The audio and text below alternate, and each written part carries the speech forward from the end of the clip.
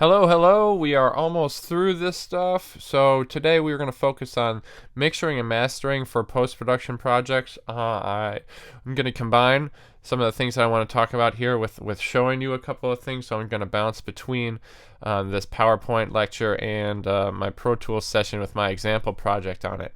But basically what we're doing here is starting with mixing, and we're going to talk about each of the different stages of this project that we went through and how we can now approach, how we're going to mix those different elements together. So some of the things that you might have already done is starting to create groups for the different sections of things.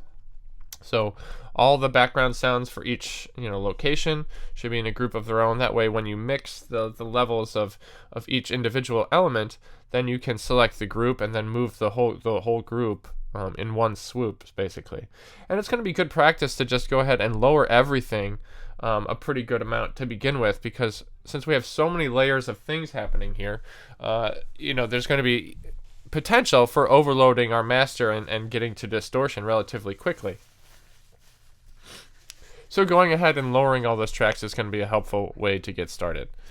Okay, so then we're going to talk about the backgrounds to start with. So we're in the mixing zone, right? We've got all the elements where they need to be. Now we need to start mixing and balancing everything. So obviously we're going to balance each element with one another in relation to each other, and then we're going to balance the groups of backgrounds together. Another thing that you have to think about is panning. The backgrounds are generally going to be stereo audio tracks, so they should be panned hard left and right so they take up the widest amount of space in your mix, so that we're surrounded by the environment that we're sort of describing. Okay, so and then I've got here each one of these sections that I touch on is going to have a little place where we talk about automation. And automation is basically how we're going to make adjustments while things play back. Okay, we're gonna change things a little bit. So what I'm talking about here, if we look in Pro Tools, is I've got my video, and then if we look specifically at my background sections, which are up here, so I'll make these a little bit bigger. Shift Option as selected, and make them all a little bit bigger. So you notice that when I pan these, they're all panned hard left and right. That's what we want. Stereo audio tracks, hard panned, left and right. Those are for the backgrounds. Okay, now the automation part of it, well, maybe the wind, we want the wind to pick up a little bit here and there, or we want the thunder to only be there for a little bit, and we're going to make some changes to that. So what I'm going to do is make a selection of the pieces of audio that I'm working on, right? Shift Option, solo these. And then what I can do is, see here where it says read, this little button? This is my automation mode for these tracks. All right, and automation modes work a little bit differently. Right now it's just in read mode, which means that it's just going to read through any automation that I've created and play it back as such. I think I'll jump ahead here to where I explain the different parts of automation. There's a couple of different modes that we can go through. So touch is when, whenever I start making an adjustment to something, then it's going to start writing that automation. I'll show you what I mean. So let's say here's my insects. All right, I want my insects level to change over time. So I'm going to change my automation mode to touch. And then since it's volume that I'm going to be adjusting, I'm going to change my track view to volume. So now when I make these adjustments, you'll be able to actually see how the changes are made. So I'm going to start making adjustments to volume here by clicking and dragging up and down, and you'll be able to see in red this line will change over time.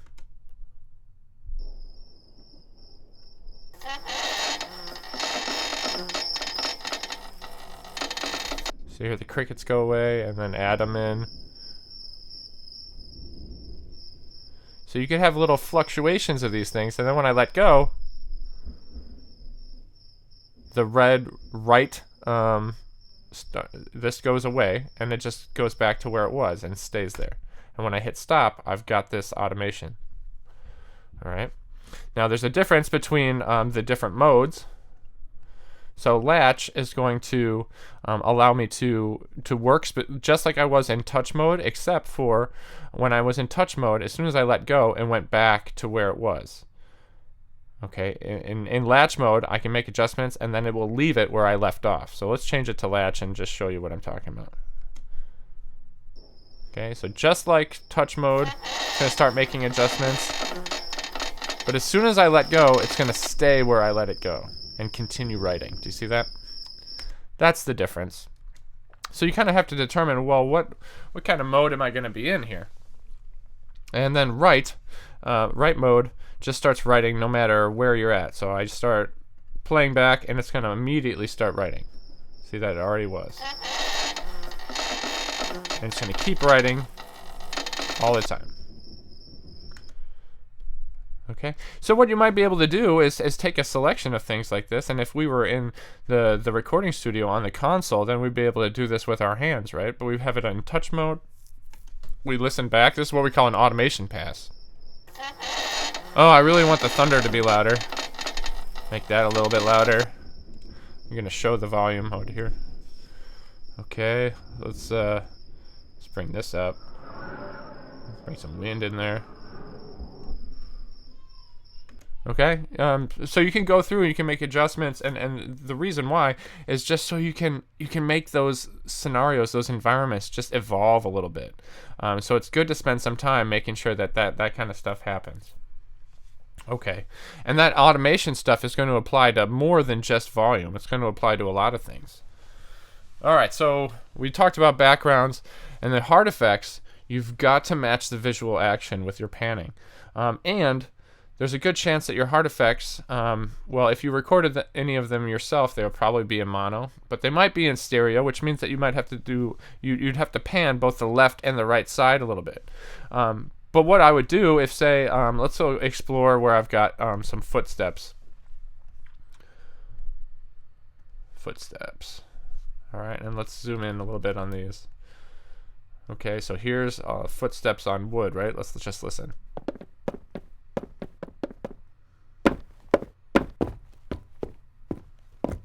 All right, that's actually a perfect spot to sort of show you. So right here at the abandoned street, he's kind of coming from just left of center and jumping down to the right. So what I want to do here is change my view to pan and change my automation mode to touch, or probably latch, so it stays where I left off. All right, and what I'm going to do is just start adjusting pan left and right based on what I'm seeing here. So I know that it should probably start a little left of center. So let's go ahead and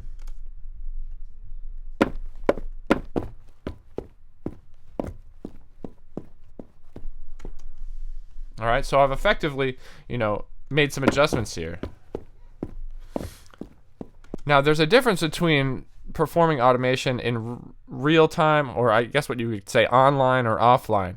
So right now I'm doing online automation changes, meaning I'm watching things back and I'm doing this. But what I might be able to do, and what might be easier for you and more efficient or something like that, is to leave this in read mode, and I could just use my pointer tool here. So I know that here at the abandoned street, it's a little left of center, and then by the end of this, he's going to be fully off the screen, right? So that the sound is going to move to the right as he goes. That's not too bad, except at the end here, he actually comes back into the center of the screen, right? So he runs off the screen there, and then we need to bring it back. So create another point, and then bring him back almost to the center. And here's my sequence.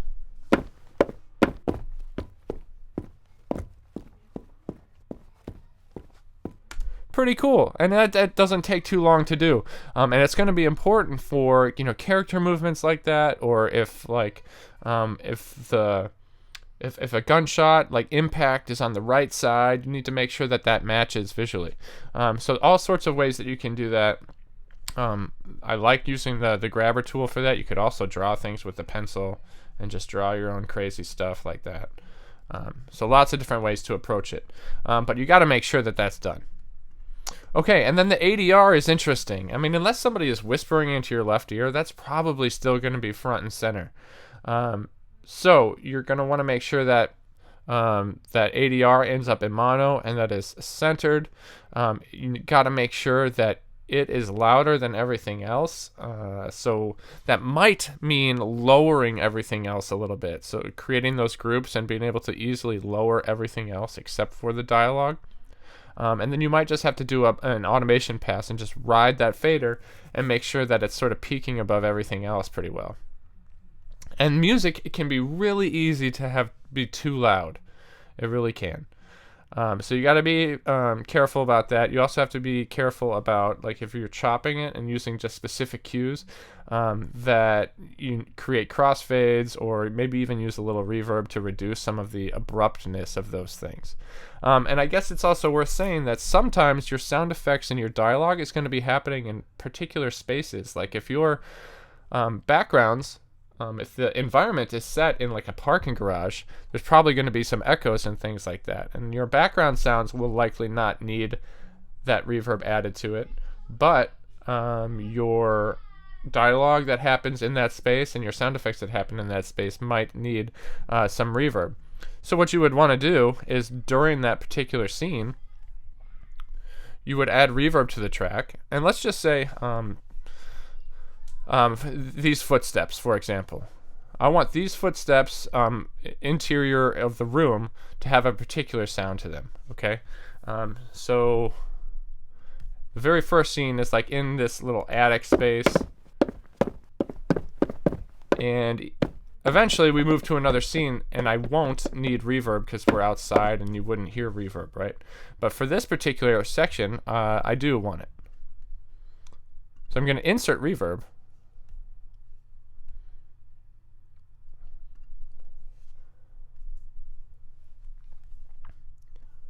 And I mean, I might want to dial back the wet dry thing. I don't want it to be too crazy. Let's make it a small room. Alright, if I bypass this is what it sounds like without it. I think that's pretty cool. So that's what I want, but I also want to make sure that it goes away, right? So I only want it to last a certain amount of time. The way that we can do that is right here in this auto section. That stands for automation. I want to have control over the bypass button. Okay, so I'm going to give myself control over that.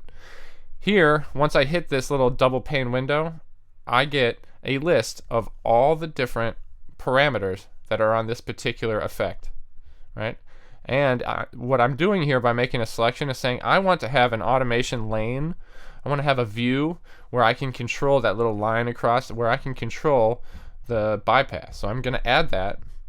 And when I do, and I hit OK, and I go to change my track view, I have master bypass view. So now it's on, but I want to turn. I want to hit the bypass button at a particular moment, right? And that moment is right at the scene change. So check this out. You're going to see this bypass button turn on as soon as we move to the different location.